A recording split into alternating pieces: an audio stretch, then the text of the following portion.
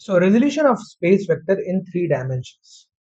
Similarly, we can resolve a general vector A into 3 components along the x, y, and the z axis in 3 dimensions. Let alpha, beta, and gamma be the angles between A and the x, y, and the z axis, respectively, as shown in figure. That means यहाँ पे इसने x axis के साथ यहाँ पे ये मेरा x axis है, ये मेरा z एक्सिस है और ये मेरा y एक्सिस है। ठीक है, सो मेरे पास वेक्टर क्या दे रखा हुआ है, ए वेक्टर दे रखा हुआ है ऐसा, this is my vector A. ठीक है, ये बना रहा है अल्फा, बना रहा है एक्स एक्सिस के साथ, बीटा बना रहा है वाई एक्सिस के साथ, और गामा बना रहा है ये वाला जो एंगल है, ये पूरा का पूरा जो एंगल है ये बना रहा है gamma along the Z axis. ठीक है, कैन यू पिक्चर दिस, दिख रहा है? हाँ, okay. So while resolving we have ax is equal to a cos alpha, ay is equal to a cos beta and az is equal to a cos gamma। अब ये कैसे आया वो देखो। ठीक है, अगर मेरे पास ऐसा था, एक 2 डायमेंशनल प्लेन था मेरे पास। ठीक है, इस 2 डायमेंशनल प्लेन में मैंने एक वेक्टर यहां पे रख दिया, it is making alpha with the x axis and beta with the Y axis. ये एक्स है, ये मेरा वाई है, और ये मेरा वेक्टर ए है। ठीक है, अब मैं क्या बोल सकता हूं, ये जो है अगर इसको मैंने मान लिया, ये हो गया मेरा ए, सॉरी ये ए एक्स है। ठीक है, ये पूरा का पूरा डिस्टेंस ए एक्स है और ये मेरा है ए वाई। ठीक है, जब समझ में ना आए तो बताओ, यहाँ पे ध्यान दो, अराउंड क्या बोलते हैं प्लीज। हाँ, ये मेरा ए एक्स है, दैट इज इस वेक्टर को मैंने एक्स एक्सिस के अलावा रखा हुआ है, ये मेरा ए एक्स एक्सिस हो गया। ये मेरा ए वाई है, दैट इज ये वेक्टर वाई मेरा इस वाला पूरा का पूरा लेंथ जो है ये मेरा ए वाई बना दे रहा है। तो क्या मैं बोल सकता हूं कि cos alpha is equal to a x adjacent side upon hypotenuse ए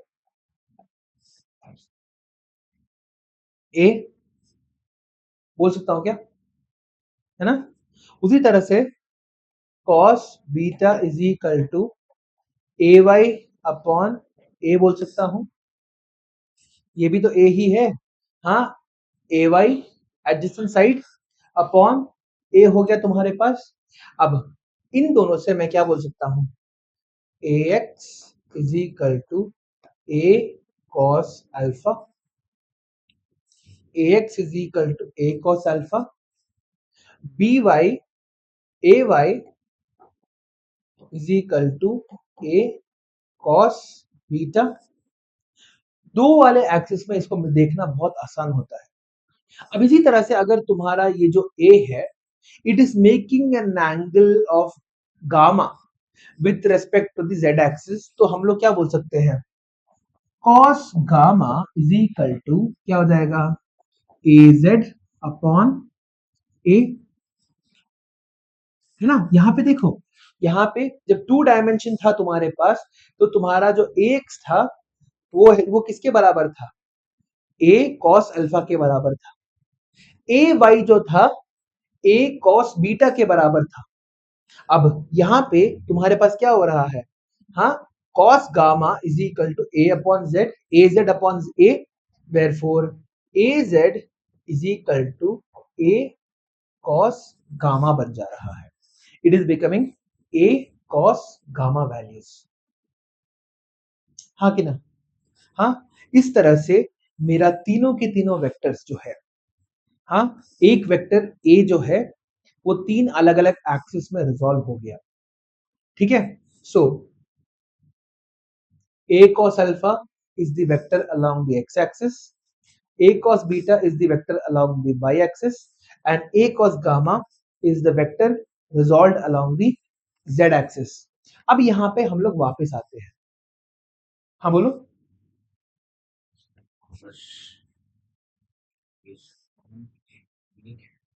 ये तुम्हारा नॉर्मल वेक्टर है, ये जो मेन वेक्टर है, ये देखो. हाँ, adjacent side upon hypotenuse, adjacent side upon hypotenuse, और वेक्टर थर्ड में भी adjacent side upon hypotenuse तो होगा वहां पे. adjacent side upon hypotenuse, तुम्हारा जो ax, ay और az की वैल्यू निकल के आ गई.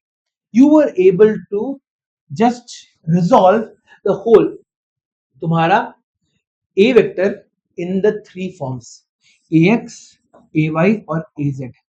ठीक है, ये तीन अलग अलग फॉर्म्स में तुम्हारे निकल के आ गए. Now the resultant vector becomes what? ये तुम्हारे पास आ गया, दिस वैल्यू हैज कम. अब कलर चेंज कर देता हूं. सो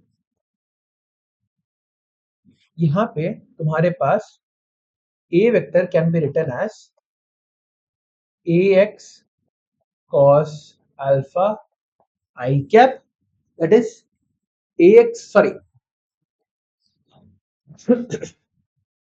a cos alpha I cap plus a cos beta j cap plus a cos gamma k cap. ठीक है, दैट इज तुम्हारे इससे पहले क्या होता था, व्हेन यू हैड a, तुम्हारे पास a I cap plus b j cap plus c k cap लिखते थे तुम लोग. हाँ, जब 90 डिग्री होता था आसानी से a I cap plus b j cap plus c k cap लिखते थे.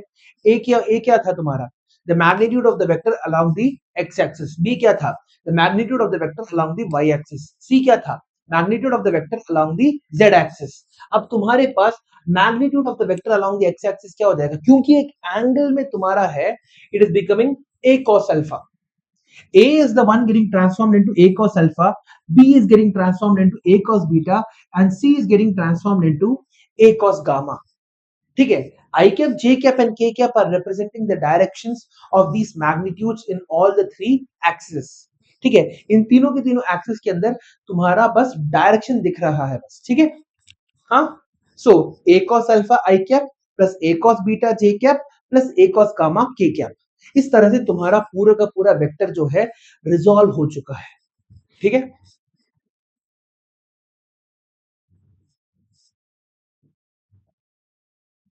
Okay.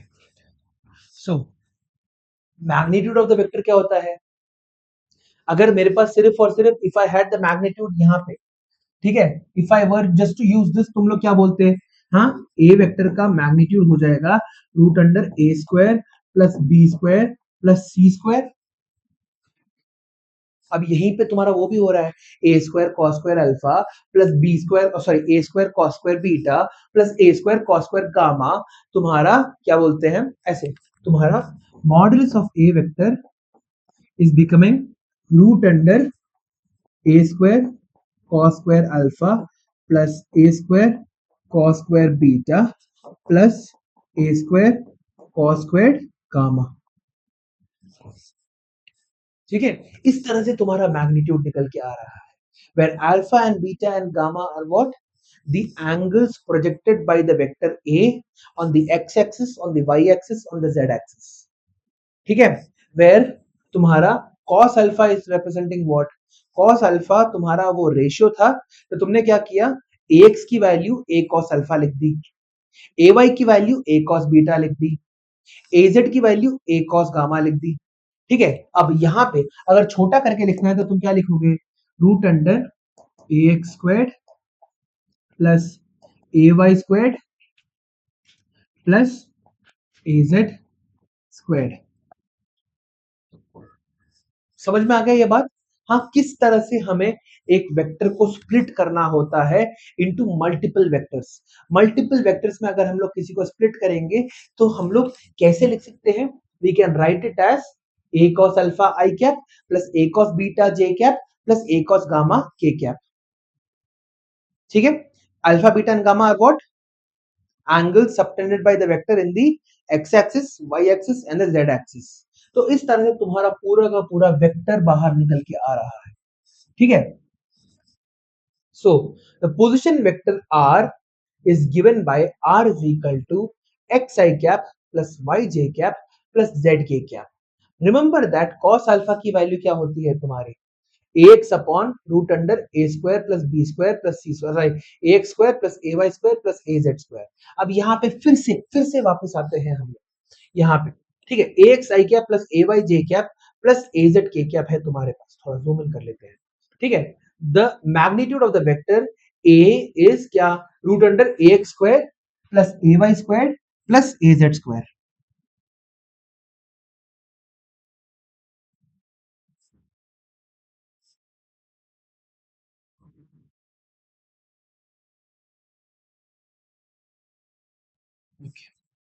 So ax square, ay square और az square.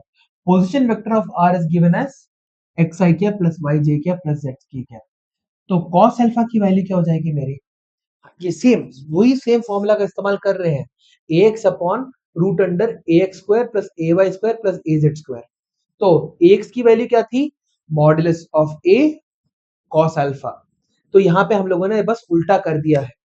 cos बीटा की वैल्यू क्या हो जाएगी, ay upon root under a square plus b square plus ax square plus ay square plus az square is equal to m. And cos gamma की value क्या हो जाएगी, az upon root under ax square plus ay square plus az square. तो बस modulus लगाया है हम लोगों ने, ठीक है. इसको मैं अलग से लिख के दिखाता हूँ. ax की वैल्यू क्या थी मेरी, modulus of a cos alpha. ay की वैल्यू क्या थी मेरी, modulus of a cos beta. az की वैल्यू क्या थी मेरी, modulus of a cos gamma. ठीक है. मॉडुलस ऑफ a क्या है, हाँ, मॉडुलस मैग्नीट्यूड ऑफ a, हाँ, a के x डायरेक्शन में और y डायरेक्शन में z डायरेक्शन में स्क्वायर का सम का रूट है ना. Root under 3i cap plus 4j cap क्या था मेरा मैग्नीट्यूड, 3 स्क्वायर प्लस 4 स्क्वायर का रूट 5. तो यहाँ पे नीचे ये 5 लिख सकते हैं हम. That's it. और कोई नया चीज नहीं है यहाँ पे तुम्हारा. ये L, M, N और N, ये here L, M and N are known as the directional cosines. इनको हम लोग क्या बोलते हैं, क्योंकि अल्फा बीटा कॉस गामा की वैल्यू मिल रही है, ठीक है. क्योंकि we are talking about alpha beta and gamma, these three can be represented as the directional cosines. Alpha के डायरेक्शन में, दैट इज एक्स के डायरेक्शन में तुम्हारा कितना एंगल बन रहा है, कौन सा कॉस वैल्यू निकल के आएगा तुम्हारा, कॉस अल्फा, कॉस बीटा और cos gamma. L is cos alpha, इसको हम लोग लिख सकते हैं l is equal to cos alpha, m is equal to cos beta, n is equal to तुम्हारा cos गामा. ठीक है. ये डायरेक्शनल कोसाइन है. It will take some time for you to digest these things, ठीक है. It is totally natural. Next, putting here L, M and N are known as the directional cosines of A. Putting the value of ax, ay and az in the equation, तो a square की value क्या मिल जाएगी, a square cos square alpha plus a square cos square beta plus a square cos square gamma. तो a square is equal to क्या हो जाएगा, a square cos square alpha plus cos square beta plus cos square gamma. a square और a square कट गए, तो cos square alpha plus cos square beta plus cos square gamma की value क्या हो जाएगी हमारी, हमारी 1 निकल के आती है. तो हमारा एक वेरी इंपॉर्टेंट रूल निकल के आता है, cos square alpha, the sum of the three cos values of a vector, जिनको sum of the three directional cosines will always be equal to क्या, 1. ये किस लिए होता है तुम लोग वैसे सोचोगे, why do we need this. अगर तुम्हें दो एंगल दे रखा हुआ है और तुम्हें तीसरा एंगल नहीं दे रखा हुआ है, तुम क्या कर सकते हो, you can use this formula cos square alpha plus cos square beta plus cos square gamma is equal to 1 का इस्तेमाल करके you can find the cos gamma या फिर cos बीटा या फिर cos अल्फा. कोई अगर दो वैल्यूज दे रखी है तो तुम निकाल सकते हो, ठीक है. सो ये बहुत इंपॉर्टेंट बन जाता है. It means that the square of the directional cosines of a vector is always unity. तो ये तुम्हारा एक बहुत इंपॉर्टेंट फॉर्मूला बन के आता है, ठीक है. तो अभी हम लोगों ने क्या क्या सीखा, इसका छोटा सा रिकैप कर ले. तो हम लोगों ने सीखा, इन स्पेस हमारे पास तीनों के तीनों वेक्टर्स काम आने लगते हैं, है ना. इन स्पेस हमारे, जब हम लोग प्लेन के बारे में बात करते हैं तो हमारे पास सिर्फ और सिर्फ दो कंपोनेंट रहते हैं, मगर जब हम लोग स्पेस की बात करते हैं तो हमारे तीनों के तीनों एक्सिस एक्टिवेट हो जाते हैं, है ना. तो अगर मेरे पास ऐसा एक वेक्टर है, that is I have a vector like this green colour, ऐसा करके अगर मेरे पास एक वेक्टर है and this is the x axis, this is the Y axis and this is the Z axis, ठीक है, and it is making an angle of let's say यहाँ पे अल्फा, ये है मेरा बीटा, और ये जो वैल्यू है ये है मेरी गामा, ठीक है। सो हम लोग इस वेक्टर को, इस ए वेक्टर को हम लोग कैसे रिजॉल्व कर रहे थे? इस ए वेक्टर को हम लोग लिखते थे कि इसका जो एक्स कंपोनेंट होगा वो किसके बराबर होगा? मॉडुलस ऑफ ए कॉस, सॉरी मॉडुलस ऑफ ए नहीं, ए वेक्टर कॉस अल्फा लिख देते हैं, ठीक है, इसको अभी के लिए ए कॉस अल्फा के बराबर होगा। दैट इज ए को तुमने यहां पे प्रोजेक्ट कर दिया तो ये ए कॉस अल्फा के बराबर हो जाएगा। चलो एक और चीज दिखाता हूं तुम लोगों को, आई नीड अ, ये वाला जरा एक सेकंड, फ्लैट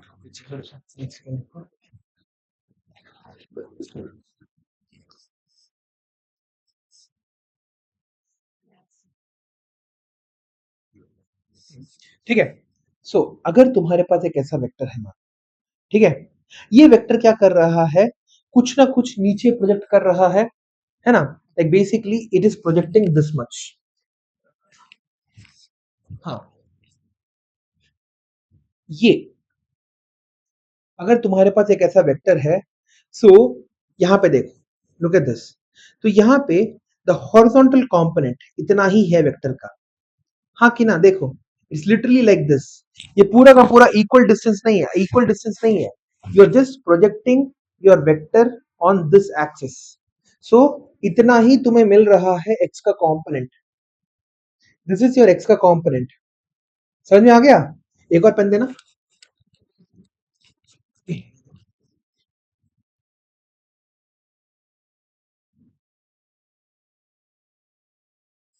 इतना ही है तुम्हारा y का कंपोनेंट, ठीक है।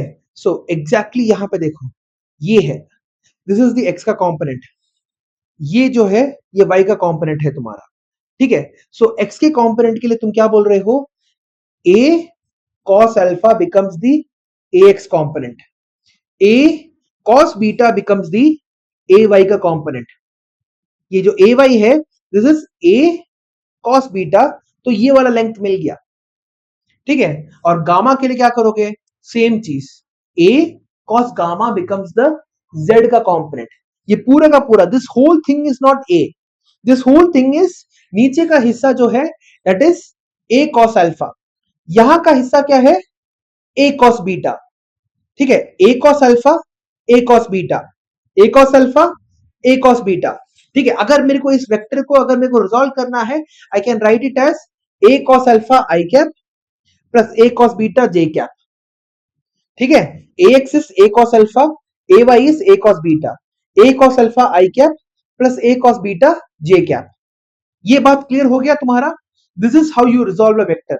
एक मेन वेक्टर तुम्हें दे रखा हुआ है, इस मेन वेक्टर को तुम एक्स एक्सिस और वाई एक्सिस में इस तरह से तुम अपने आप को क्या बोलते हैं, रिजॉल्व कर रहे हो, ठीक है, दिख गया?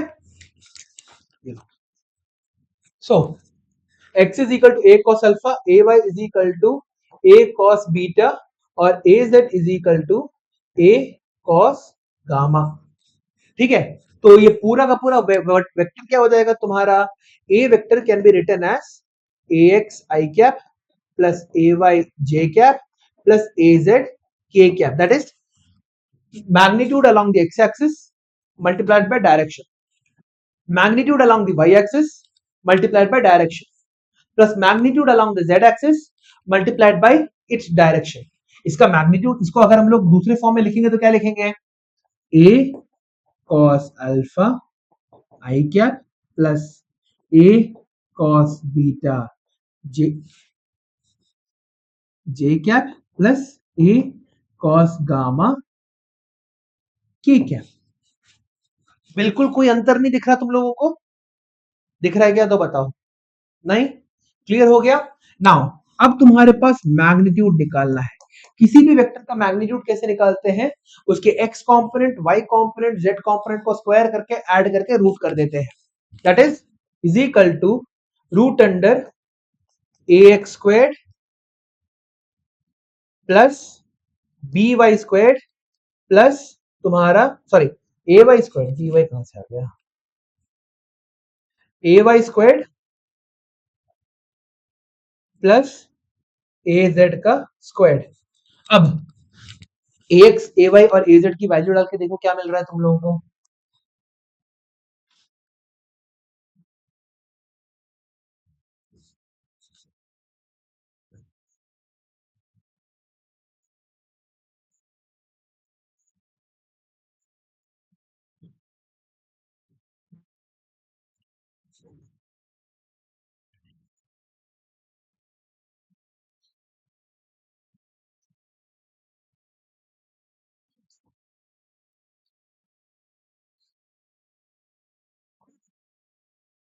है ना, इसमें से ए को बाहर निकाल दो, क्या निकलेगा, a root under cos squared alpha plus cos squared beta plus cos squared gamma।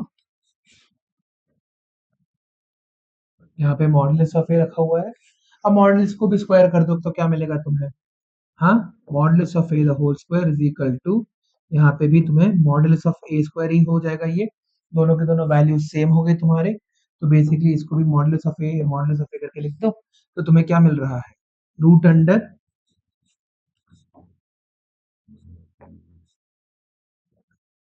यार cos squared alpha plus cos squared beta plus cos squared gamma। तो क्या बचा,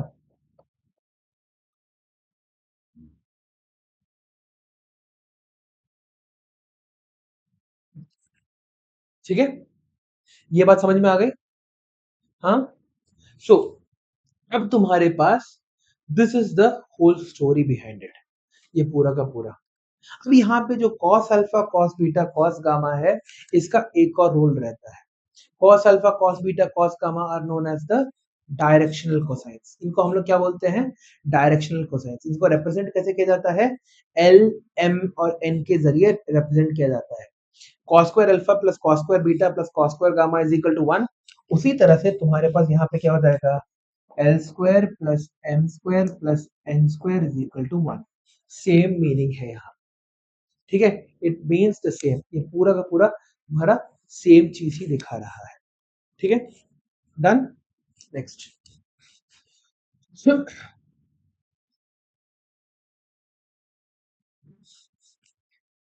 क्वेश्चन देखते हैं। नोट, एक नोट भी है, the angle alpha beta and gamma are angles in space, they are between pairs of lines which are not coplanar. Alpha beta और gamma तीनों के तीनों तुम्हारे कोप्लेनर नहीं है, क्योंकि जो वेक्टर है जिसको तुम रिजॉल्व कर रहे हो उसको तीन अलग अलग एक्सिस में रिजॉल्व कर रहे हो। मैंने बोला है दो वेक्टर्स हमेशा कोप्लेनर हो सकते हैं, यहाँ पे हम लोगों ने तीसरा वेक्टर क्या लिया है, तीसरा वेक्टर हम लोगों ने z ले रखा है, तो ये दोनों के दोनों तुम्हारे कोप्लेनर नहीं रहेंगे, समझ में आ गया, ठीक है, these three are not coplanar vectors। Okay, the figure shows three vectors OA, OB and OC which are equal in magnitude, say F, determine the direction of OA plus OB minus OC, ठीक है। सो हमारे पास दे रखा हुआ है तीन angles, अच्छा ये क्वेश्चन में ही दे रखा है क्या फिगर हमें, अच्छा फिगर शोज, ठीक है फाइन,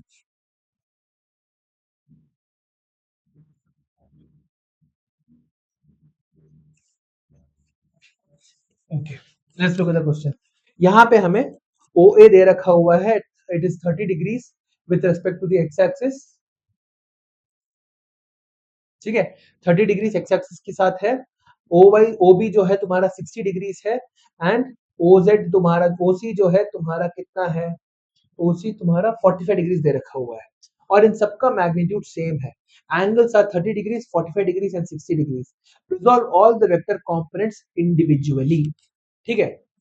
सो ये कैसे करना है, हम यहाँ पे सबसे पहले हमें क्या करना है, यहाँ पे ये तीनों के तीनों कोप्लेनर भी है, शायद से एक्स और वाई प्लेन में ही है ना सिर्फ, they are all in the x y plane, z तो है ही नहीं, ठीक है, जेड नहीं है तुम्हारे पास, तो सबसे पहले एक कंपोनेंट को तुम एक्स और वाई में बदल दो, क्या मिलेगा तुम्हें, हाँ, तुम्हारे पास यहाँ पे हो जाएगा, यहाँ पे 60, ये 60 है तो मैं यहाँ पे इसको रिजॉल्व करके लिख सकता हूँ, क्या बोलते हैं, सी कॉस 45 डिग्रीज सी साइन 45 डिग्रीज। नहीं, यहाँ पे कहाँ गया, हाँ यहाँ पे जो ए है इसको मैं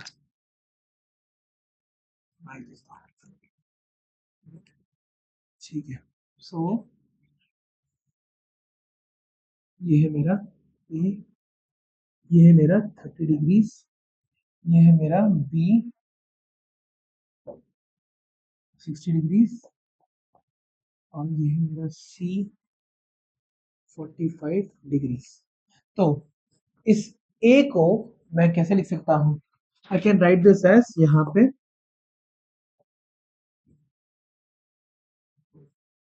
ए cos alpha, sorry a cos 30 लिख सकता हूं। नीचे ये है, ये मेरा क्या हो जाएगा,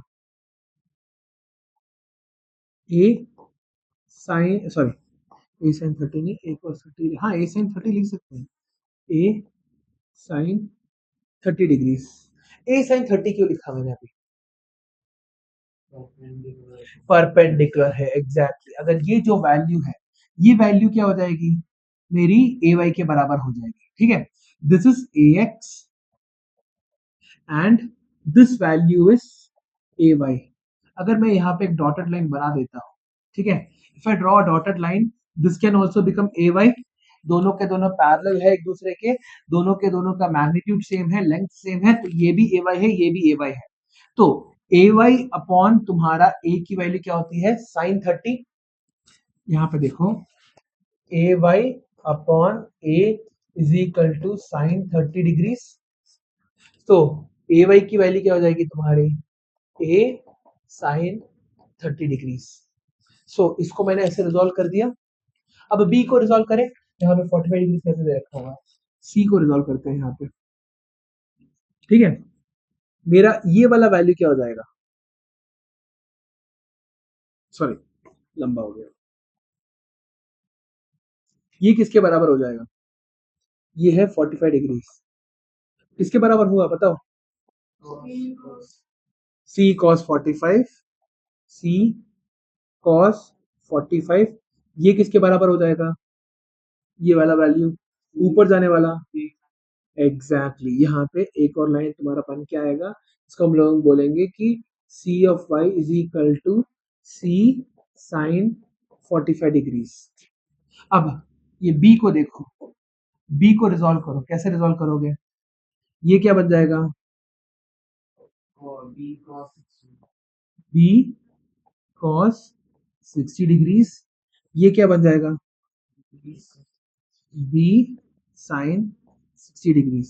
सारे के सारे एंगल्स को अब तुम रिजॉल्व कर चुके हैं, every single angle has been resolved now. A को तुमने रिजॉल्व किया, ए कॉस 60, ए कॉस 30 तुम्हारे पास, और ए साइन 30 के फॉर्म में रिजॉल्व कर दिया।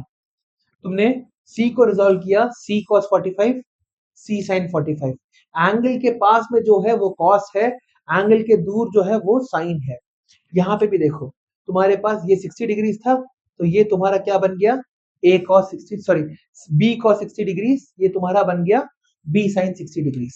तो इस तरह से हम लोगों ने क्या कर दिया है, सारे के सारे तीनों के तीनों एंगल्स को हम लोगों ने रिजॉल्व कर दिया है, ठीक है। तो sum of the vectors in the x direction r x and the sum of the vectors in the y direction is r y. अब आर एक्स की वैल्यू क्या हो जाएगी बताओ, कौन कौन से वेक्टर्स है जो मेरे एक्स एक्सिस के पास है, a cos 30, b cos 30 minus c cos 45। देखो यहाँ पे तुम्हारे पास a cos 30 डिग्रीज इस डायरेक्शन में है, b cos 30 डिग्रीज तुम्हारे, सॉरी b cos 60 डिग्रीज तुम्हारे इस डायरेक्शन में है, और इस डायरेक्शन में कौन है, नहीं सिर्फ c cos तुम्हारा 45 डिग्रीज। डायरेक्शन तुमने जब दे रखा होता है माइनस डालने की जरूरत नहीं पड़ती, डायरेक्शन अगर तुमने दे रखा है तो माइनस साइन देने की जरूरत नहीं है। तो अब यहाँ पे आर एक्स की वैल्यू क्या हो जाएगी, the resultant of all components in the x direction will be what, a cos 30 plus b cos 30 minus c cos 45। उल्टे डायरेक्शन में जा रहा है तो माइनस c cos 45। तो तुम्हारे पास जब डायरेक्शन दिखा रहता है वहां पे माइनस मत डाला करो, तुम्हारा डायरेक्शनल फॉर्मूला ही गलत हो जाएगा। दैट इज अगर यहाँ पे माइनस सी कॉस 45 डाल दिया तो ये इस डायरेक्शन में चले जाएगा तुम्हारा, ठीक है। So it is not correct. तो इन तीनों को ऐड किया है, a cos 30 b cos 60 minus c cos 45, ठीक है। तो यहाँ पे a की वैल्यू क्या हो जाएगी, a की वैल्यू भी f है, b की वैल्यू भी f है, c की वैल्यू भी f है, तो यहाँ पे f root 3/2 plus f by 2 minus f upon root 2। बस cos 30 cos 60 और cos 45 की वैल्यू डाल दी हम लोगों ने।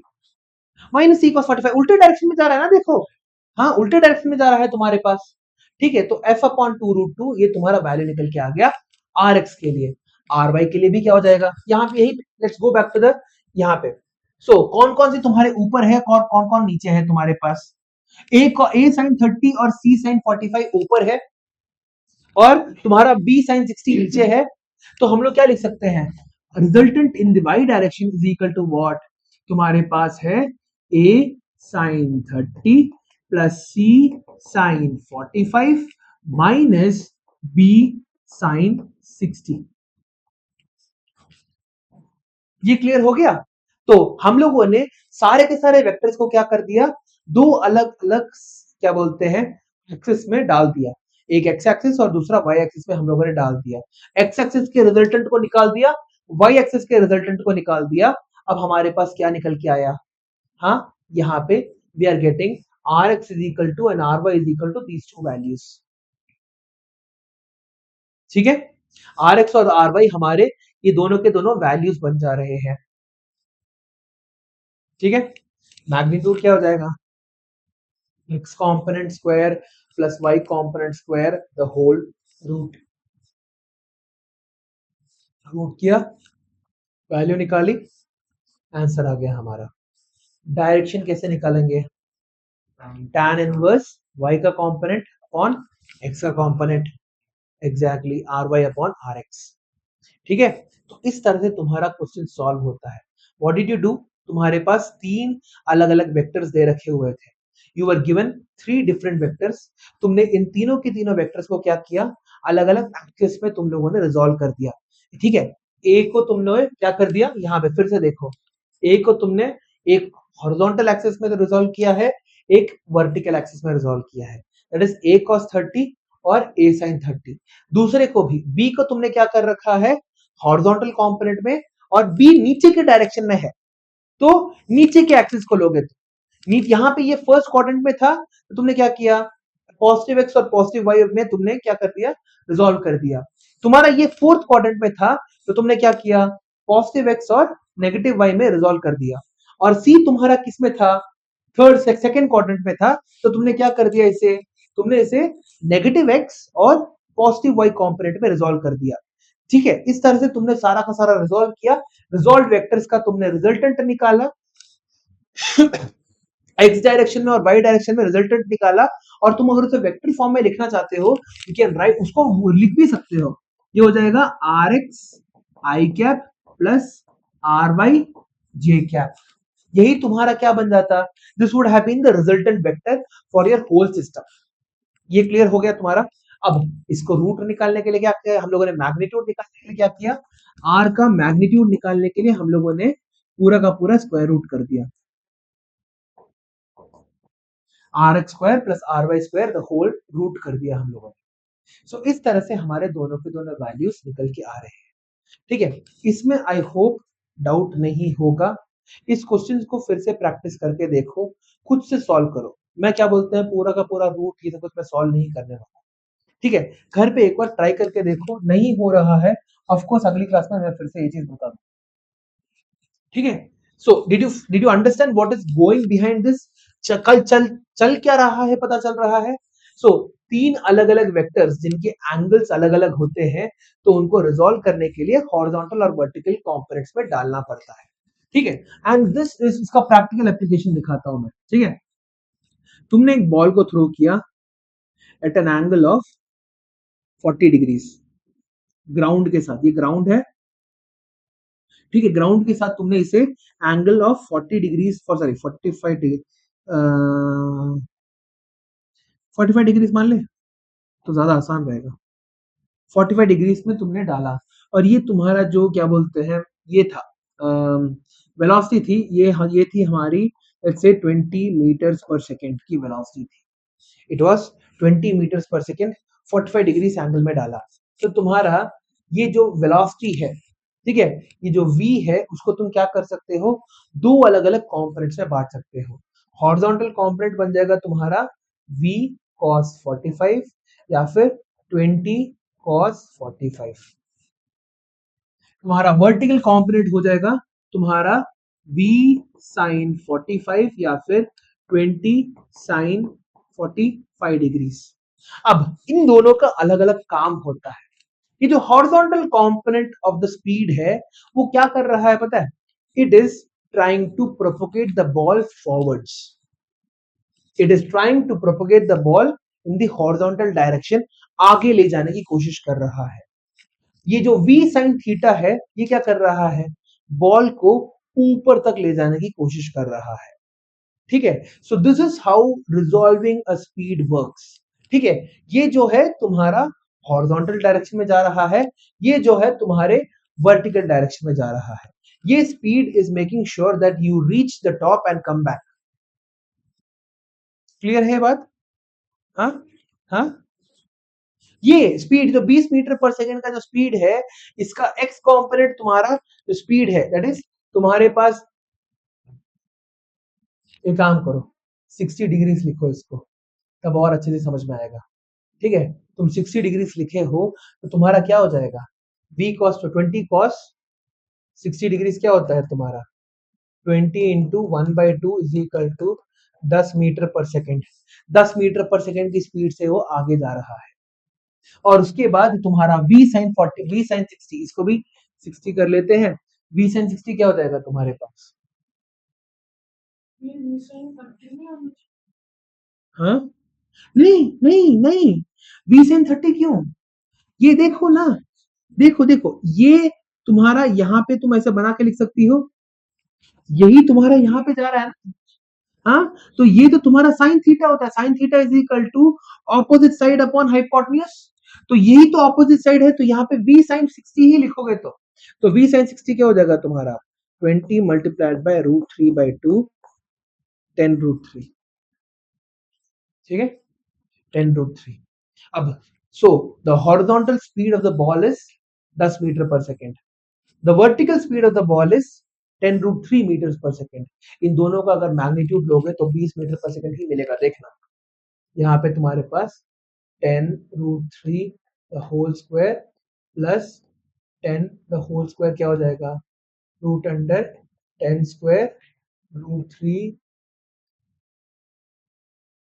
3 प्लस 1 इज इक्वल टू तुम्हारा बाहर निकल गया 10 √4 is equal to 20 metres per second. You are getting the same answer. 20 metre per second overall speed मिली तुम्हें। हाँ, तुमने जब इनको दोनों को दो अलग अलग, एक हॉरिजॉन्टल कंपोनेंट और एक वर्टिकुलर कंपोनेंट में जब तुमने स्प्लिट किया, तुमने कोई बड़ा चीज नहीं किया है। ठीक है, अगर तुमसे पूछा जाए, क्वेश्चन ऐसे निकल के आता है, अ बॉल इज थ्रोन तुम्हारा horizontally, sorry, a ball is thrown at an angle of 50 60 degrees, 60 degree, a ball is thrown at an angle of 60 degrees with the horizontal, calculate the horizontal distance traveled by the ball in 10 seconds। तो तुम्हें क्या करना पड़ेगा, horizontal speed multiplied by 10 seconds करना पड़ेगा। Calculate the height that the ball achieved, vertical speed multiplied by 10 seconds करना पड़ेगा। ठीक है, सो अगर तुम्हारा बॉल 10 सेकेंड तक ऐसे ही प्रोजेक्टाइल की तरह जा रहा है तो उसका horizontal component multiplied by time उसका हॉरिजॉन्टल डिस्टेंस बताएगा, उसका vertical component multiplied by time उसका वर्टिकल हाइट कितना ऊपर गया वो बताएगा तुम्हें। ठीक है, so this is a practical application of resolution of vectors. इस तरह से हम लोग वेक्टर्स को क्या करते हैं, रिजॉल्व करके रखते हैं दो अलग अलग कंपोनेंट्स में। हाँ जाओ, जाओ। ये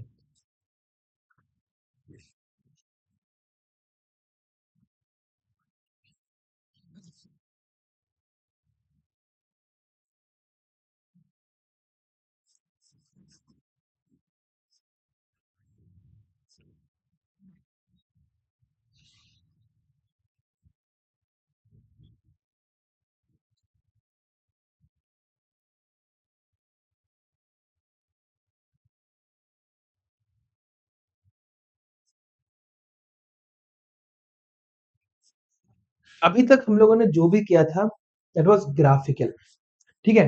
अब हम लोगों को एनालिटिकल करना है, दैट मीन्स बिना ग्राफ बनाए तुम क्या कर सकते हो। हाँ हाँ क्या, हाँ, अगर हमारे पास क्या बोलते हैं बिना किसी ग्राफ के अगर हम लोगों को एक वेक्टर को रिजॉल्व करना है तो वो हम लोग कैसे करने वाले हैं वो हम लोग देखने वाले हैं, ठीक है। Okay, consider two vectors a and b inclined at an angle theta be acting on a particle at the same time, ठीक है। तुम्हारे पास एक पार्टिकल है, उसमें तुम्हारे पास दो वेक्टर्स काम कर रहे हैं, दैट इज a भी काम कर रहा है, b भी काम कर रहा है। दैट मीन्स तुम्हारा एक हॉरिजॉन्टल पुश भी मिल रहा है और एक एंगल में तुम्हारा क्या हो रहा है, दूसरा फोर्स भी लग रहा है, ठीक है। Let them be represented in the magnitude and direction by the two sides OP, एक फोर्स है तुम्हारे पास और यहां से PQ तुम्हारा फोर्स है, ठीक है। तो दो अलग अलग फोर्सेस तुम्हारे पे लग रहे हैं। Now then according to the triangular law of vector addition the resultant R is given by closing sides OQ, OQ को तुम क्लोज कर दो, यहां से OQ को तुम क्लोज कर दो तो तुम्हारा जो रिजल्टेंट है वो तुम्हें मिलता है, ठीक है। So this is known as तुम्हारा एनालिटिक। अब हम लोग फॉर्मूला बनाने वाले हैं, किसी भी दो इसके बीच में हमारा रिजल्टेंट क्या निकल के आ रहा है उसका अभी हमें फॉर्मूला तैयार करना है, ठीक है। सो यहाँ पे क्या हो रहा था, you had a point P पे तुम्हारे दो वेक्टर्स का एक्शन हो रहा था, ए वेक्टर और B vector, that is A vector एक हॉरिजॉन्टल पुश दे रहा था, B vector at an angle में उसको पुश कर रहा था, ठीक है। तो हमारा जो रिजल्टेंट वेक्टर है, तो ये जो पार्टिकल है literally it will move like this, इस तरह से मूव करने लगेगा, ठीक है। एग्जैक्टली ऐसे ऐसे तुम्हारा मूव करने लगेगा because of these two forces, ये दोनों के दोनों फोर्सेस के कारण तुम्हारे एक एंगल में ये मूव करने लग जाता है। Then according to the triangular law of vector addition, the resultant R is given by the closing the sides O and Q taken in the opposite order, ठीक है। तो यहाँ पे अगला तुम्हारा निकल के आता है, draw QN perpendicular to OP, ये जो QN है ना तुम्हारे पास, इसको परपेंडिकुलर टू OP कर दो फ्रॉम ट्रायंगल QNP, ठीक है। QN जो है तुम्हारे पास उसको तुमने क्या करा है, OP के परपेंडिकुलर तुमने ड्रॉ करा है, ठीक है। सो फ्रॉम ट्रायंगल QNP, तो PN upon PQ, PN PN upon PQ की वैल्यू क्या हो जाएगी, cos थीटा, है ना। ये जो PQ है तुम्हारा B है, तो PN upon PQ is equal to cos theta हो जाएगा। सो PN को तुम क्या लिख सकते हो, you can write PN as PQ cos theta या फिर B cos थीटा। ये थोड़ी देर पहले ही मैंने तुम लोगों को सिखाया था। यहाँ पे तुम्हारे पास एक वेक्टर है, ये वेक्टर तुम्हारा एक सर्टेन एंगल पे है तुम्हारे हॉरिजॉन्टल के, तो एंगल के बगल में जो होगा उसको हम लोग क्या बोलेंगे, B cos थीटा, ठीक है। ये जो लाइन है ये किसके बराबर है, B cos थीटा के बराबर है, ठीक है। It is equal to B cos theta. फिर उसके बाद हमारे पास क्या है, PN is equal to PQ is equal to B cos theta मिल गया। अब इसके बारे में बात कर रहे हैं हम लोग, QN की वैल्यू क्या हो जाएगी, what is the value of QN, अगर तुम्हारा PN जो है if this is equal to B cos theta, तो इसकी वैल्यू क्या हो जाएगी, B sin थीटा, एग्जैक्टली तुम्हारा B sin थीटा के बराबर आ गया। In the right angle triangle ONQ, ONQ में क्या हो रहा है तुम्हारे पास, हाँ एक सेकंड रुको, we have OQ square is equal to तुम्हारा B sin theta plus A plus B cos theta, B square sine square theta plus A square plus B square cos square theta is equal to 2AB। तुम्हारे पास A square plus B, एक second मैं कुछ solve करके दिखा देता हूं।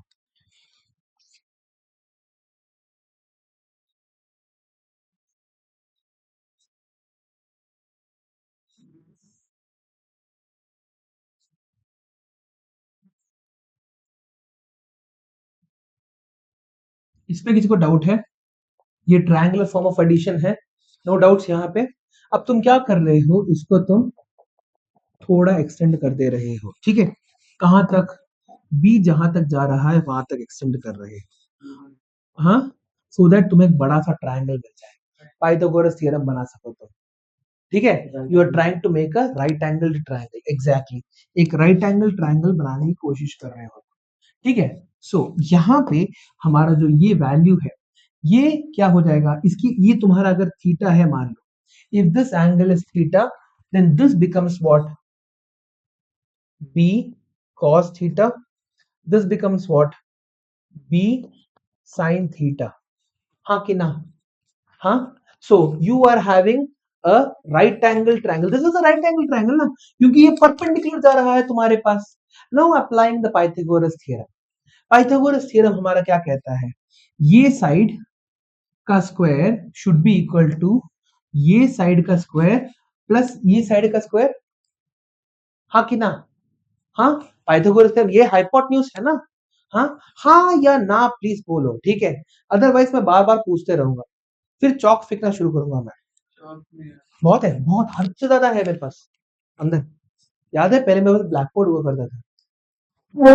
सो हाँ, व्हाइट बोर्ड के पीछे, व्हाइट बोर्ड के पीछे ब्लैक बोर्ड तो था। हाँ हाँ, कि तुम पानी पीते क्यों हो रहे, क्या बोलते हैं इतना ज्यादा, फिर जाओ जल्दी जाओ जल्दी जाओ प्लीज, क्या बोलते हैं बीच इसमें, मैं काम करता हूँ आरएनएस, यहाँ पे खड़ा हो जाओ करके मैं मारता हूँ, वो थोड़ा क्या बोलते हैं 2 घंटे तक क्या बोलते हैं ये तुम्हें जगा के रखेगा, वो एनर्जी जगा के रखेगी। Hmm, so so a plus B vector is equal to क्या लिख सकते हैं हम लोग, a plus B cos theta the whole square plus b sine theta the whole square लिख सकते हैं हम लोग, a vector plus b vector the whole square is equal to a plus b cos theta the whole square plus b sin theta the whole square, यहाँ पे vector लिख लो इसको, ठीक है। हाँ, अब a plus b vector the whole square is equal, a plus b the whole square क्या होता है, a vector the whole square plus b vector the whole square plus 2ab cos theta, नहीं sorry, B square cos square theta होना चाहिए ना यहाँ पे,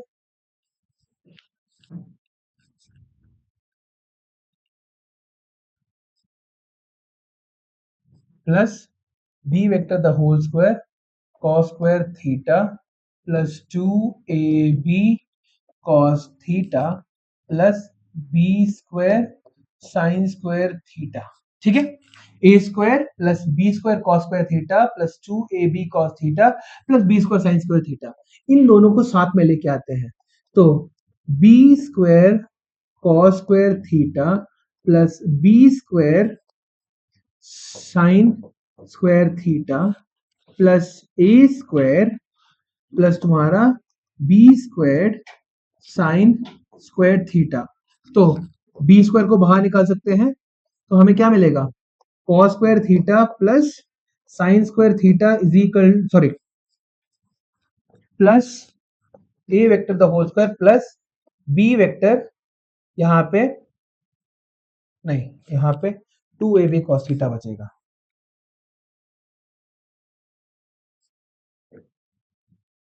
2ab cos theta, 2ab cos theta, ठीक है।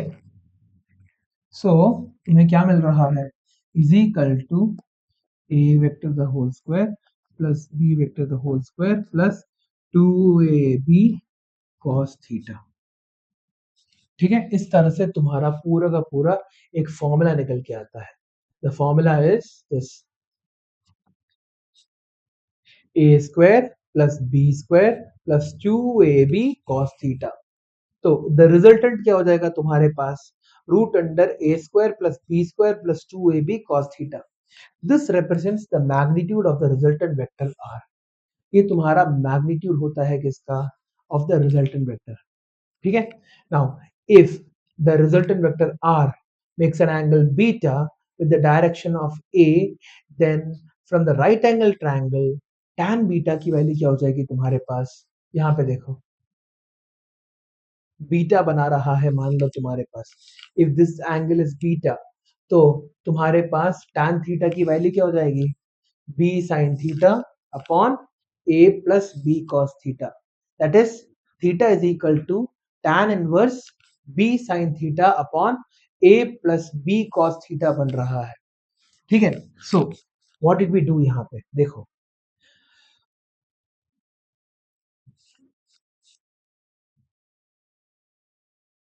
ये वेक्टर है b, ये वेक्टर है a, ठीक है, a और b के बीच में एंगल कितना था, थीटा था, a और b के बीच में एंगल थीटा था।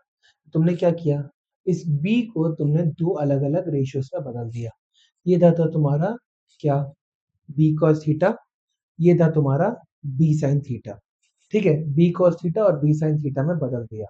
फिर उसके बाद तुमने पूरे के पूरे में क्या किया, पाइथागोरस थ्योरम लगाया, a plus b cos theta और यहाँ पे है b sin थीटा, और ये क्या है, resultant vector a plus b, ठीक है।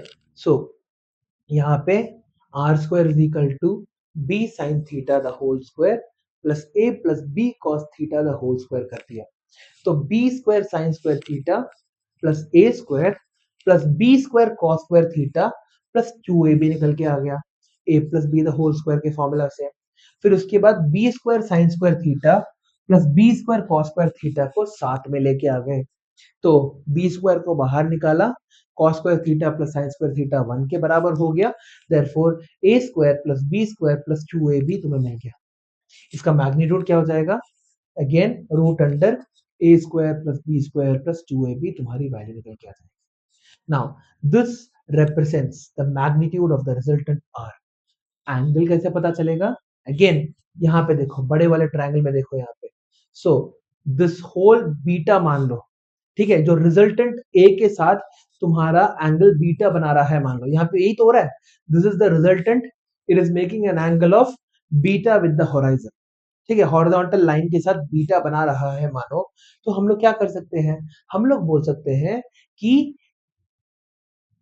b sin theta upon a plus b cos theta, that is opposite side upon adjacent side of ये बड़ा सा triangle is equal to tan beta, तो बीटा की वैल्यू क्या हो जाएगी, रिजल्टेंट एंगल जो कितना हो जाएगा, b tan inverse b sin theta upon a plus b cos theta बन जाता है तुम्हारा, that is known as the resultant angle. Resultant angle हम लोग हमारे हॉरिजॉन्टल के साथ देख रहे हैं, ठीक है।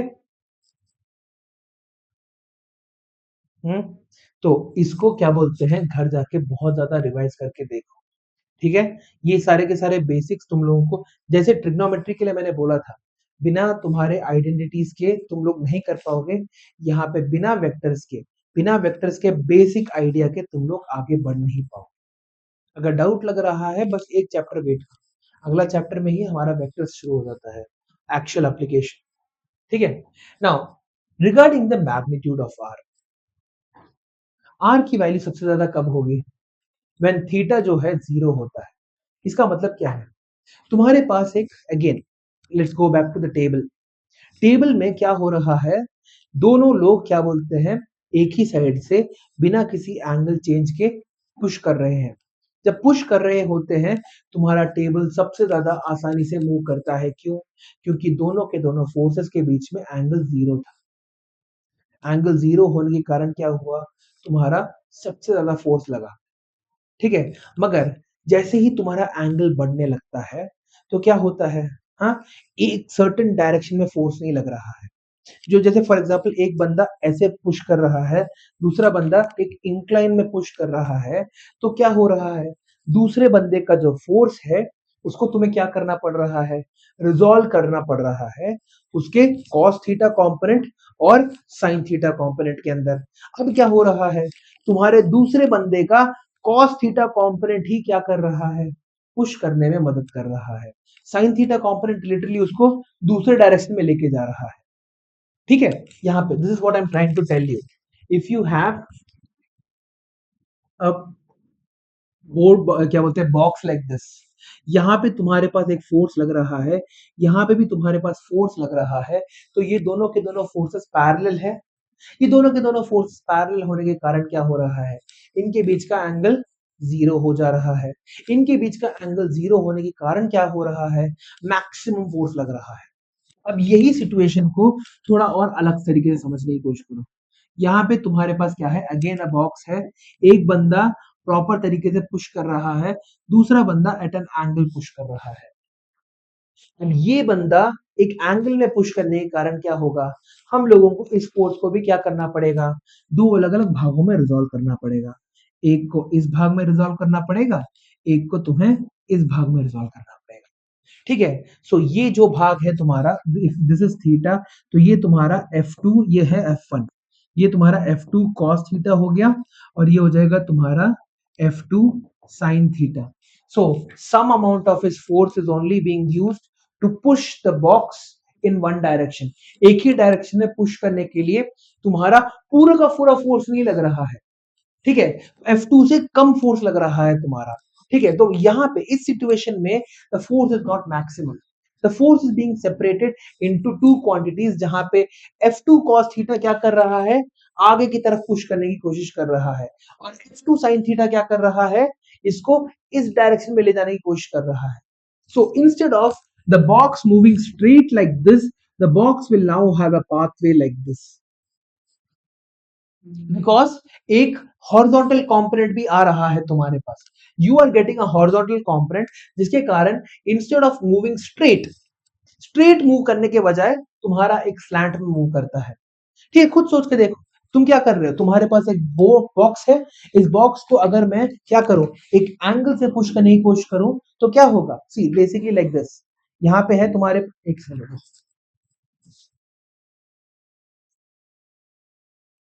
देखो, ये है तुम्हारे पास एक बॉक्स, ठीक है, अगर दोनों के दोनों फोर्सेस इस बॉक्स में ऐसे पुश कर रहे हैं तो क्या हो रहा है, तुम्हारा बॉक्स स्ट्रेट जा रहा है, मगर अगर एक बॉक्स ऐसे पुश कर रहा हूं, मगर एक बॉक्स ऐसे पुश कर रहा हूं तो क्या हो रहा है, ये बॉक्स स्ट्रेट जाने के बजाय एक डायगोनल में जा रहा है तुम्हारा।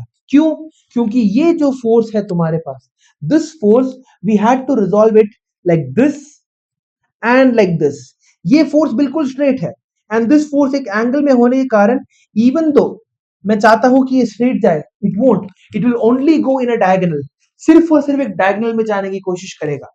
ठीक है, जिसके कारण क्या होगा, फॉरवर्ड फोर्स जो है कम हो जाएगा, because some amount of force is being used to move it towards the left, थोड़ा बहुत फोर्स जो है तुम्हारे लेफ्ट में पुश करने के लिए मजबूर कर दे रहा है उसको। ठीक है, ठीक है, ठीक है, प्लीज इसको फिर से एक और बार रीड करके आ जाना, ठीक है। Next, when theta is equal to 90 degrees, अब देखो, हाँ, मिनिमम होता है। अब तुम्हारा यहां पे एक फॉर्मूला भी था, रूट अंडर ए square plus B square plus 2ab cos theta, ये फॉर्मूला को मैं यहां पे फिर से लिखने वाला हूं। ठीक है, resultant force, resultant vector R is equal to root under A square plus B square plus 2ab cos theta होता है। नाउ ये वैल्यू मैक्सिमम कब होगी, जीरो पे, क्योंकि cos थीटा 1 होता है। When theta is equal to 0 degrees, तुम्हारा क्या हो जाएगा, R is equal to root under A square plus B square plus 2ab बन जा रहा है। ठीक है, तुम्हारे पास यहाँ पे root under A plus B the whole square बन जा रहा है, जिसके कारण the resultant is becoming what, तुम्हारा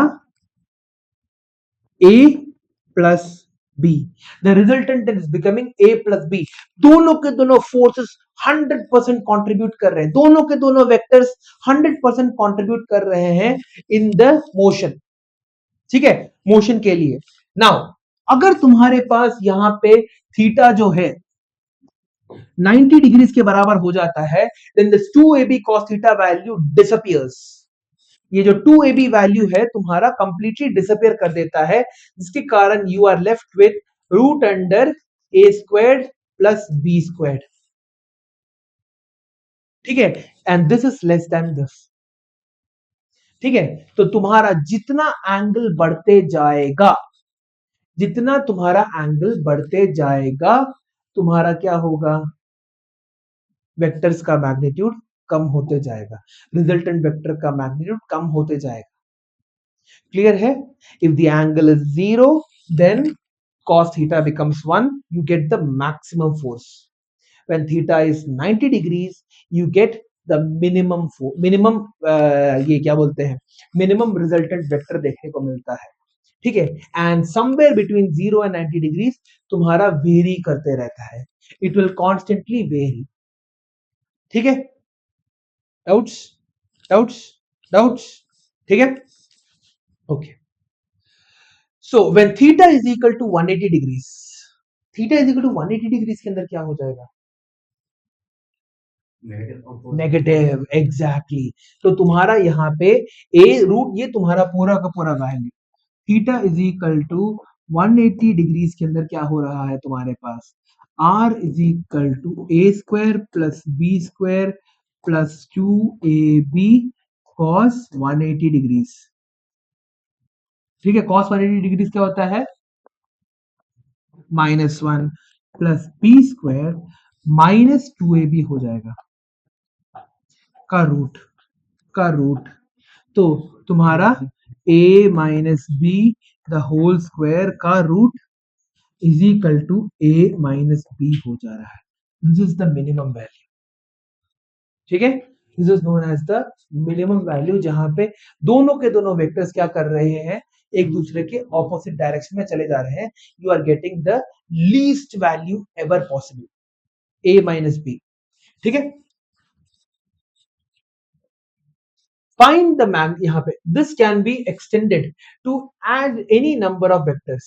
If vector a, b and c are given, then the a is equal to ai cap plus aj cap plus az k cap, b vector is equal to bxi cap plus byj cap। अब तुम्हें doubt नहीं होना चाहिए यहाँ पे x y z लिखा क्यों है, because those are the components of the vector in the x axis, in the y axis and the z axis। तुम्हें यहाँ पे प्रॉब्लम नहीं होना चाहिए। C क्या हो जाएगा तुम्हारा, सी एक्स आई कैप सी वाई जे cap plus C Z K cap के बराबर हो जाएगा। The resultant vector will become what, A X I cap plus B X, A X plus B X plus C X तुम्हारा R X हो जाएगा, A Y plus B Y plus C Y तुम्हारा R Y हो जाएगा, A Z plus B Z plus C Z तुम्हारा are Z vector हो जाएगा। ठीक है, so the resultant vector will become what, R x I cap plus R Y J cap plus R Z K cap. ठीक है, are x I cap plus R Y J cap plus R Z K cap. एक question करके देखते हैं यहाँ पे। ठीक है, find the magnitude and the direction of the two, of the resultant of the two vectors a and b in terms of their magnitude and angle between them। find the magnitude and direction of the resultant of the two vectors a and b in terms of their magnitude and, अच्छा दोनों magnitude और direction दोनों निकालना है। ये B vector ये है, ए vector ये है, बी वेक्टर ये है। ठीक है,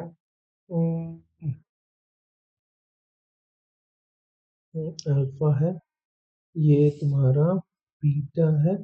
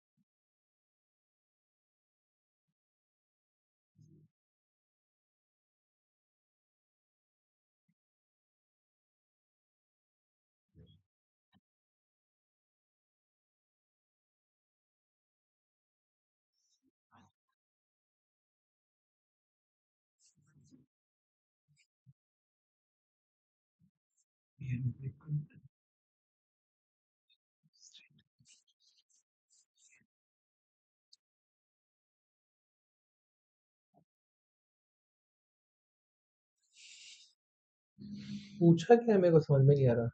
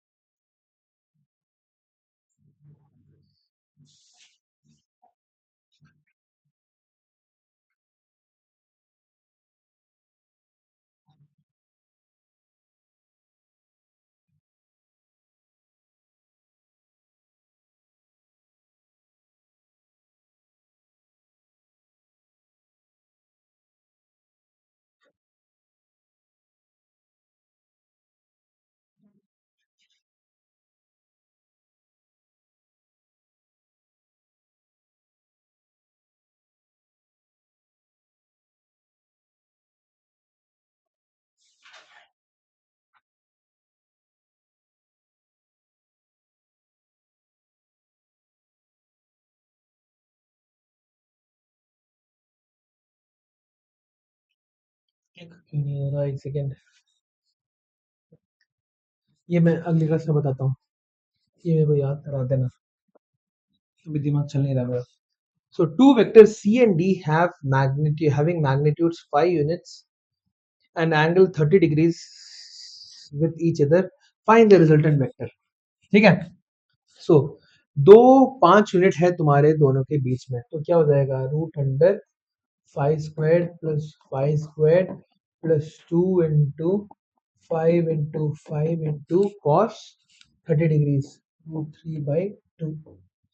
सो ये हो जाएगा तुम्हारा 25 plus 25 50 plus 5 plus 50 √3/2।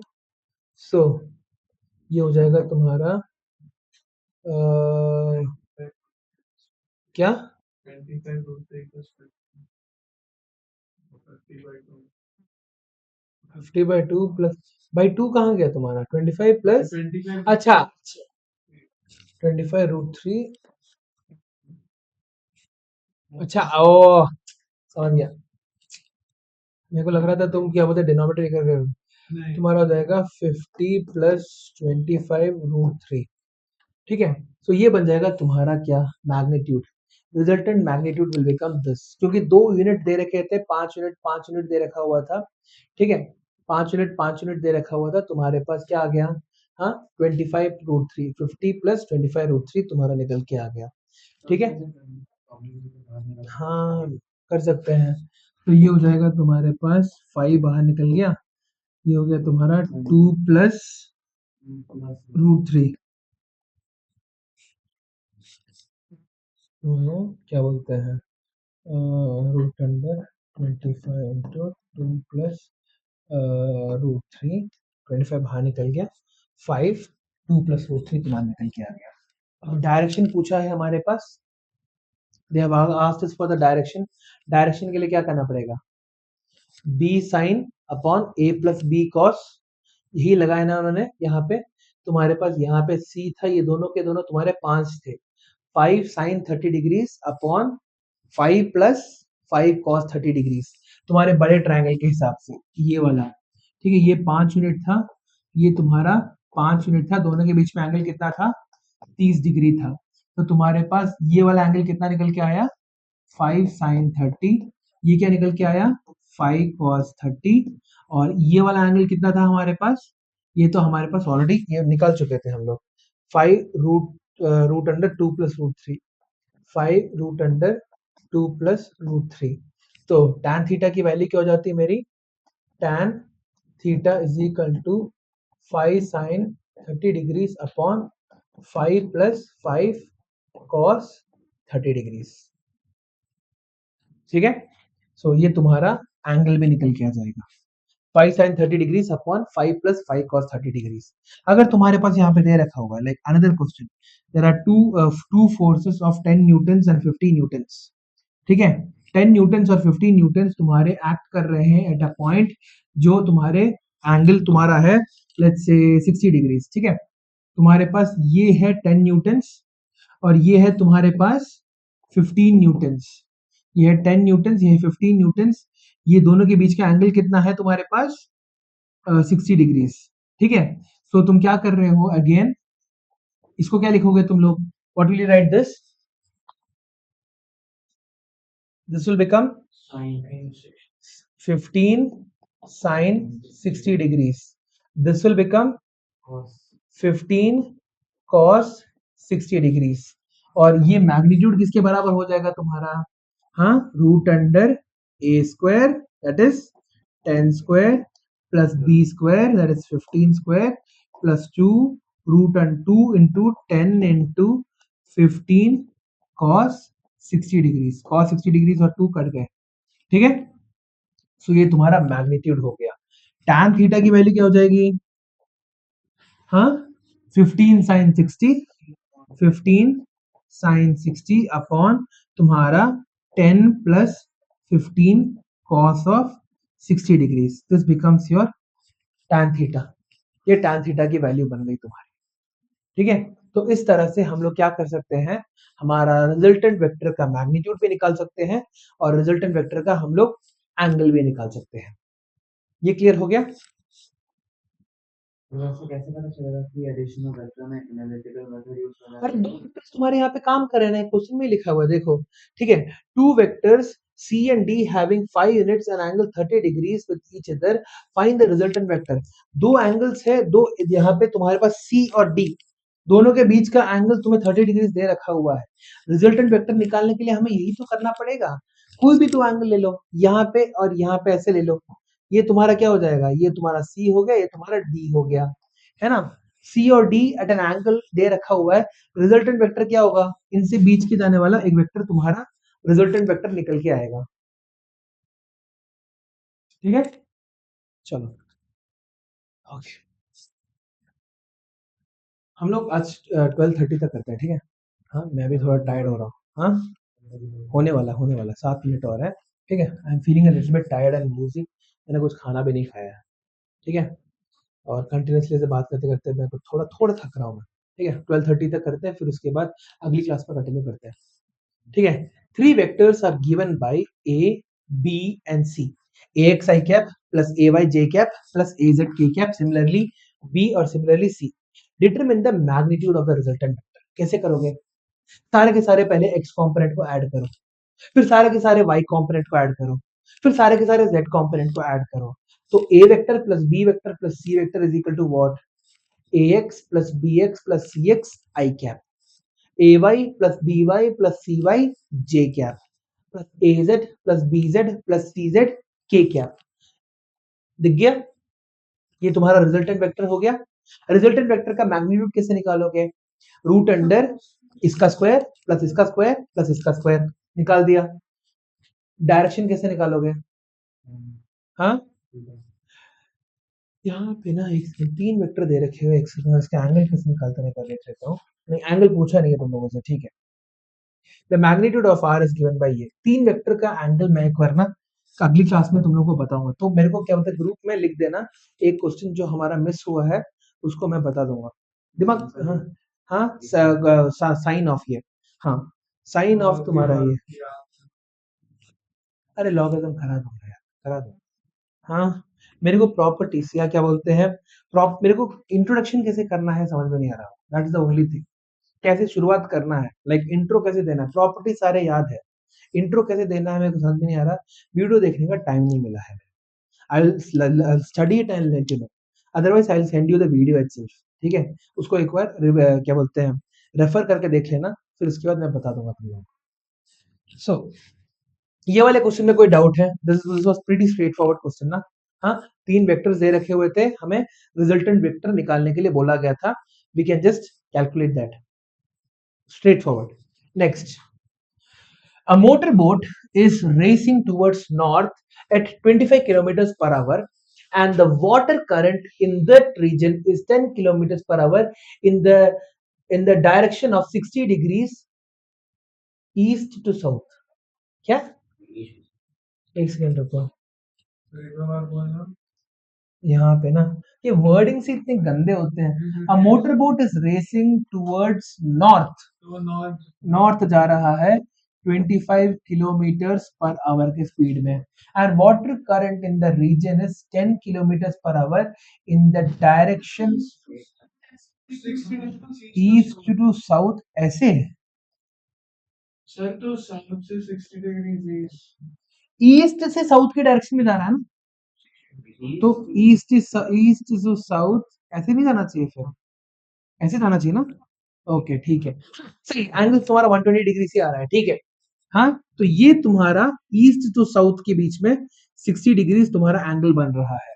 Find the resultant velocity of the boat. ये 25 किलोमीटर पर आवर है, ये तुम्हारे पास कितना है, 10 किलोमीटर पर आवर। अब तुम्हारा जो रिजल्टेंट होगा, एक बात बताइए, मेरे को खुद बताओ, ईस्ट से साउथ के डायरेक्शन में जा रहा है ना, east to south, south to west to south होता तो ऐसे होता। 60 डिग्री से तो इतना लेफ्ट आ जाएगा। हाँ, ईस्ट से साउथ में 60 डिग्री इतना ही तो है, ठीक है। सो तुम्हारे पास अब just just let me know कि अगर तुम्हारे पास एक स्पीड ऐसे दे रखा हुआ है, एक स्पीड ऐसे दे रखा हुआ है, तो रिजल्टेंट कहां पे निकल के आएगा, where is the direction gonna go. एक ऐसा है, एक ऐसा है, ऐसे जाएगा।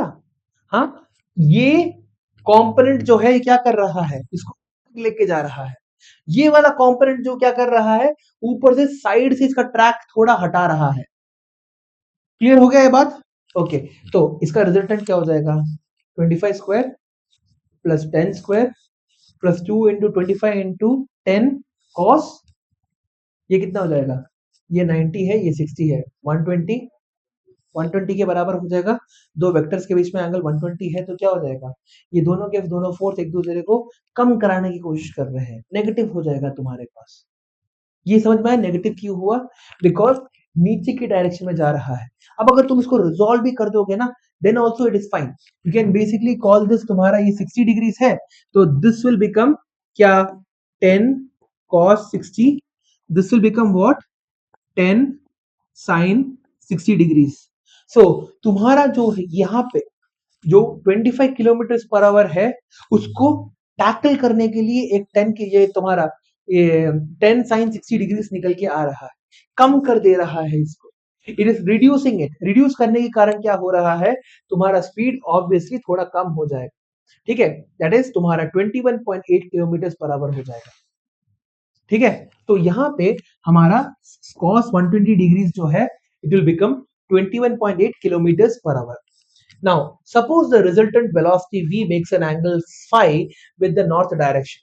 तुम्हारे पास क्या हो जाएगा, tan phi is equal to, again तुम्हारे पास let's make a diagram। ये डायग्राम बनाने के लिए हम लोगों को क्या करना पड़ेगा, अगर यहां से ऐसा तुम्हारा एक वेक्टर जा रहा है, ऐसा तुम्हारा एक वेक्टर जा रहा है, तो तुम्हारा रिजल्टेंट कैसे बनाओगे इसको, अगेन तुम्हारा यहाँ पे क्या हो जाएगा, VC sin 120 degrees upon VB plus VC cos 120 degrees. VC क्या है यहाँ पे, एक सेकंड रुको, मैंने कुछ नहीं बोला यार यहाँ पे। VB is the speed of the boat, VC is the speed of the current. तो करंट को हम लोगों ने अगर ऐसा है, सो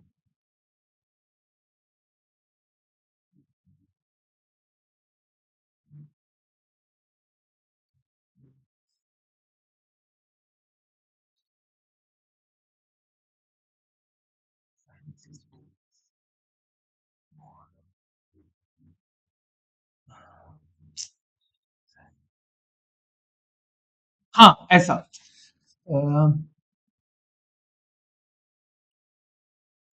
ऐसे थोड़ा गंदा बना है मगर स्टिल इट वर्क्स।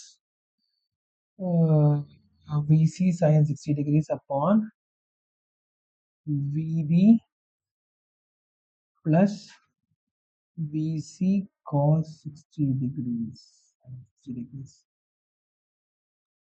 एक सेकंड, ओके, नहीं नहीं नहीं नहीं,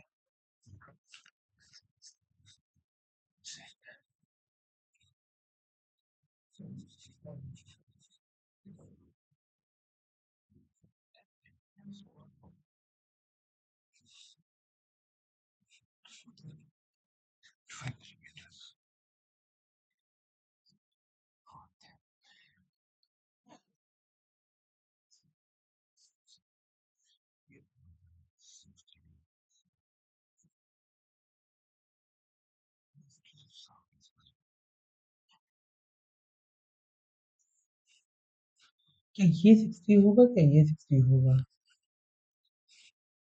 नहीं, यही 60 होना चाहिए। सो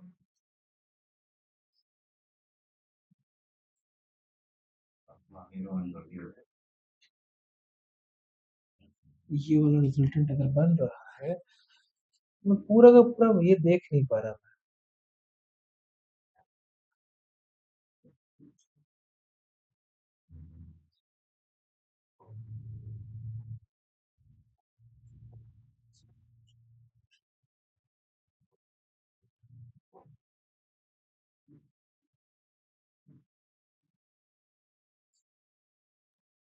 इसका डायरेक्शनल वेक्टर मैं अगली क्लास में बताता हूँ, ठीक है? कांट क्या बोलते हैं, दिमाग चल नहीं रहा है मेरा। तो ये वाला क्वेश्चन और ये वाला क्वेश्चन, एग्जाम्पल 11 और एग्जाम्पल 8 मैथमेटिक्स में डाल देता हूँ, ठीक है? उसको